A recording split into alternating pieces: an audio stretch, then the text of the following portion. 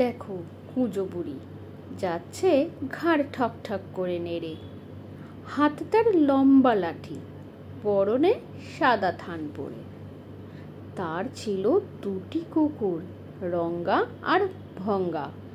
বুড়িকে তারা খুবই ভালোবাসত, দিন রাত বুড়িকে পাহারা দিত, ছিল একদম চাঙ্গা। একদিন বুড়ি ঠিক করলো নাতনির বাড়ি যাবে। কুকুর দুটিকে ডেকে বলল বাড়ি পাহারা দিতে হবে। কুকুর দুটো আচ্ছা বলতে বুড়ি বেরিয়ে পড়ে চলে রাস্তার মোড়ে। ঘাড় ঠক ঠক করতে করতে বুড়ি চলে নাতনির ঘরে। রাস্তায় হঠাৎ পথ আটকিয়ে দাঁড়ালো এক শেয়াল। বলল, বুড়ি, আমি তোমায় খাবো, এটাই আমার খেয়াল। বুড়ি বলে, নিশ্চয় বাবা, খাবে বই কি তুমি, তবে আমি তো খুব রোগা, তুমি পাবে শুধুই হাড্ডি, তোমার খাওয়াই হবে মাটি। কদিন যদি দাঁড়াতে পারো ভালো খাবার পাবে, আগে নাতনির বাড়ি থেকে মোটা হয়ে আসি, তারপর তুমি আমায় খাবে। শিয়াল ভাবলো ঠিক কথা, ছেড়ে দিল বুড়িকে। বুড়ি আবার ঘাড় নড়নড় করতে করতে চলল নাতনির বাড়ির দিকে। এরপর এক বাঘ এলো বুড়ির পথের মাঝে। সেও বুড়িকে খাবে বলে। বুড়ি সেই একই কথা, দাঁড়াও, নাতনির বাড়ি থেকে ঘুরে আসি আগে। বাঘও তাকে ছেড়ে দিল। বুড়ি চলতে লাগলো। এরপর এক ভাল্লুক এসে বুড়িকে খেতে চাইল। বুড়ির সেই একই কথা, সবাইকে যা বলেছে। ভাল্লুককেও সে তাই বোঝালো, ভাল্লুকও দিল ছেড়ে। এরপর বুড়ি ধীরে ধীরে নাতনির বাড়ি পৌঁছালো। নাতনির বাড়ি ক্ষীর দই খেয়ে মোটা হয়ে গেল।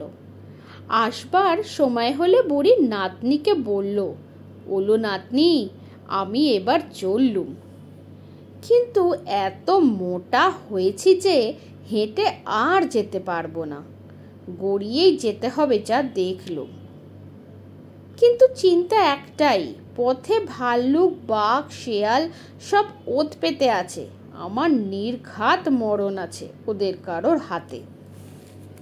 নাতনি বলে, দাঁড়াও, এঁটেছি এক ফন্দি, তোমায় লাউয়ের খোলার ভেতরে ঢুকিয়ে দেব, তুমি গড়িয়ে চলবে, কেউ তোমায় খেতে পারবে না, বুঝতেই পারবে না তুমি এর ভেতরে বন্দি। যেমন ভাবা তেমনি কাজ। লাউয়ের খোলায় ঢুকিয়ে নাতনি বুড়িকে দিল জোর ধাক্কা, ভেতরে খাবার জন্য দিল চিড়ে আর তেঁতুল মাখা। লাউ চলল গড়গড়িয়ে, বুড়ি রইল তার ভেতরে, আর মহানন্দে গাইতে লাগলো বুড়ি একটি গান।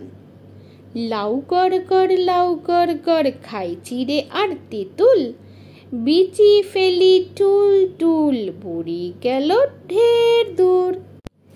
এদিকে পথের মাঝে ভাল্লুক বসে, তার সামনে লাউ গড়িয়ে আসে। ভাল্লুক ভাবে, এ কেমন জিনিস, এ তো বুড়ি নয়। খাবার ভেবে শুঁকে দেখে মুখে দেবার নয়। হঠাৎ শুনে তার ভেতর গাইছে কেউ গান। কবিতাটা শুনে রাগে ঘট করে লাউটাকে মারল ভাল্লুক ধাক্কা। লাউ গড়গড়িয়ে এগিয়ে চলল। ভাল্লুককে বানিয়ে দিল বুড়ি বোকা। এবার বুড়ি গড়গড়িয়ে লাউ নিয়ে বাঘের মুখে পড়ে। বাঘও ঠিক তেমন করে যেমন ভাল্লুক করলো আগে। তেমন কিছুই দেখতে না পেয়ে বাঘও ঘট করে দিল ধাক্কা। লাউ চলল সামনের দিকে। বাঘকেও বানালো বুড়ি বোকা। এবার সে পড়ল গিয়ে শিয়ালের পাশে। শিয়াল তো জানো বুদ্ধি ধরে, ফাঁস হয়ে গেল সব শিয়ালের কাছে। ভাবলো শিয়াল, এ আবার কি, লাউ আবার কথা বলতে পারে নাকি। এই ভেবে সে লাউটাকে মারল এক লাথি। লাথির চোটে লাউ ফাটলো। বুড়ি লাউ থেকে বেরিয়ে এলো, হলো তার সব জারি জুড়ি মাটি। বুড়িকে দেখেই শিয়াল তাকে খেতে চায়। বুড়ি নিশ্চয় বলে একটু তফাতে যায়। এরপর বুড়ি তাকে অনুরোধ জানায় শুধু দুটো গান সে শিয়ালকে শোনাতে চায়। শিয়াল তাতে মহা খুশি, ভাবে সেও দু একটা গাইবে। দুজনে মিলে ঢিপির উপরে ওঠে গান গাইবে বলে। ঢিপির উপর উঠেই বুড়ি গান শুরু করে দেয়, আয় আয় রঙ্গার বঙ্গা তু তু তু।